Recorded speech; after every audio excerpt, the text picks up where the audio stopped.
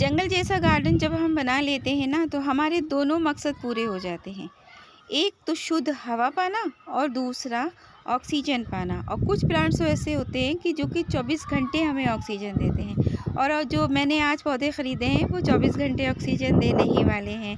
तो आज हम उसमें से एक प्लांट की रिपोर्टिंग करेंगे, प्राइस भी बताएंगे और कुछ केयर टिप्स भी शेयर कर लेंगे।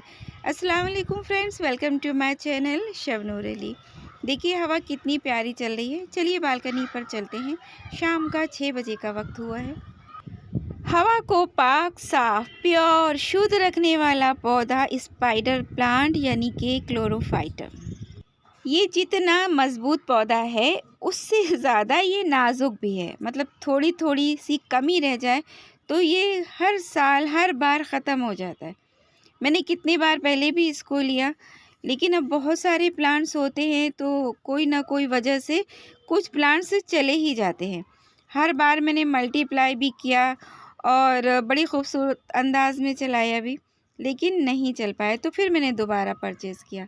और दूसरा प्लांट जो मैंने लिया है वो ये है टाई प्लांट यानी टीआई प्लांट और या कॉटिलाइन फ्रूटिकोसा प्लांट। और ये प्लांट अपने वेरिगेशन की वजह से भी बहुत ही पॉपुलर है। हर किसी के इंडोर प्लांट्स में ये शामिल होता ही होता है और इसकी काफ़ी सारी वैरायटीज़ होती है। मेरे पास भी है कुछ एक, तो ये मैंने लिया है और किसी दिन किसी और वीडियो में मैं और भी सारे दिखा दूँगी। इंडोर प्लांट गर्मियों में आपके बालकनी के आसपास या आपके घर के अंदर होना बेहद ज़रूरी है, क्योंकि अगर ऑक्सीजन चाहिए तो फिर ऐसे प्लांट्स लगाने ही पड़ते हैं जो कि बहुत कम धूप में चलते हैं। तो ये जो प्लांट है स्पाइडर प्लांट, इसमें रनर्स आते हैं इस तरह के। ये बेबी प्लांट्स हैं, इसको 2-3 तरीके से प्रोपोगेट कर सकते हैं।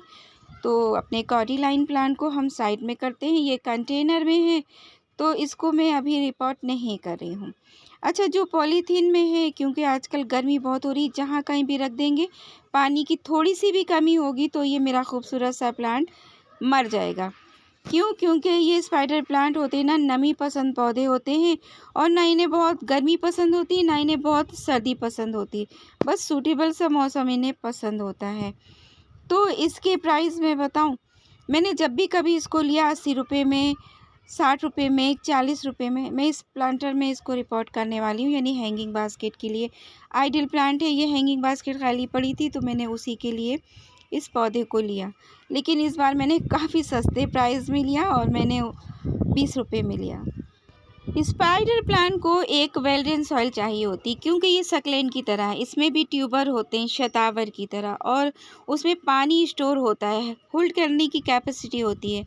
तो अगर ज़्यादा भी पानी हो जाएगा ये गलने लगता है, बहुत जल्दी फंगस अटैक हो जाता है। इसी वजह से वेल ड्रेन सॉइल तैयार करनी पड़ती है, जिसमें कि आप बराबर बराबर वर्मी कंपोस्ट या कोई भी गोबर की खाद वगैरह और रिवर सैंड, बालू या मोरंग और एक हिस्सा गार्डन सॉइल, तीनों चीज़ों को मिलाकर ऐसी मिट्टी रेडी कर सकते हैं। और अगर प्लांट इतना बड़ा है जितना कि आप देख रहे हैं तो एक 7 इंच तक का पॉट दे दीजिए। कोई भी पॉट हो, प्लास्टिक हो, मिट्टी का हो या बॉटल हो, कोई भी हो 7 इंच तक का। या अगर बहुत छोटा है तो छोटा कंटेनर दीजिए, लेकिन किसी भी तरह के पॉट में आराम से ये चल जाता है। तो देखिए इसकी भी मिट्टी कुछ इस तरीके से है, बहुत ज़्यादा चिकनी चिकनी मिट्टी नहीं है और इसमें रिवर सैंड हमें लग रहा मिली हुई है। ये इसके ट्यूबर्स हैं।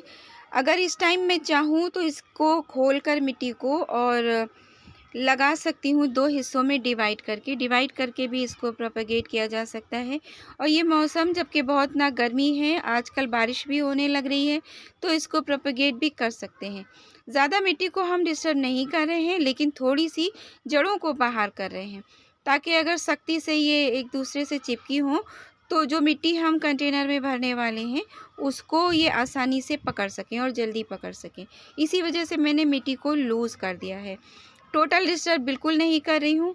और मिट्टी लूज़ करने से ये हो रहा है ना कि जो मिट्टी का बाउल है वो एडजस्ट हो रहा है हमारे कंटेनर में। इसको दबाकर मैंने बहुत तेज़ी से नहीं, हल्के हाथों से, और आसपास की मिट्टी को चढ़ा दिया जड़ों के आसपास। हैंगिंग बास्केट में ये प्लांट बहुत खूबसूरत लगता है। नीचे के पत्तों को मैंने हटा दिया अपने रनर्स की वजह से, क्योंकि ये लटक कर आते हैं तो बहुत अच्छे से ग्रोथ भी करते हैं, बड़ा प्यारा लगता है। अब इसमें वाटरिंग का टाइम है तो हम इसके साइड से पानी इसमें दे देते हैं। अभी तो पानी देना ही पड़ेगा कि ड्रेनेज होल से निकल जाए, मिट्टी भी सेट हो जाएगी और बैठ जाएगी। इसको ऊंची जगह पर रखेंगे और जिससे कि ये जो रनर्स है ना आसपास रगड़ कर डिस्टर्ब ना हो, ज़मीन पर नहीं पड़े होने चाहिए।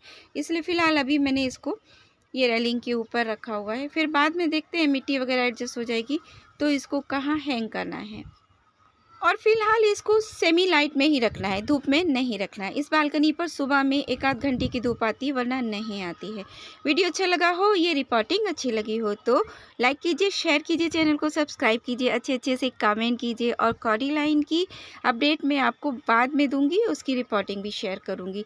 तब तक चैनल को सब्सक्राइब की लीजिए। अल्लाह हाफिज़।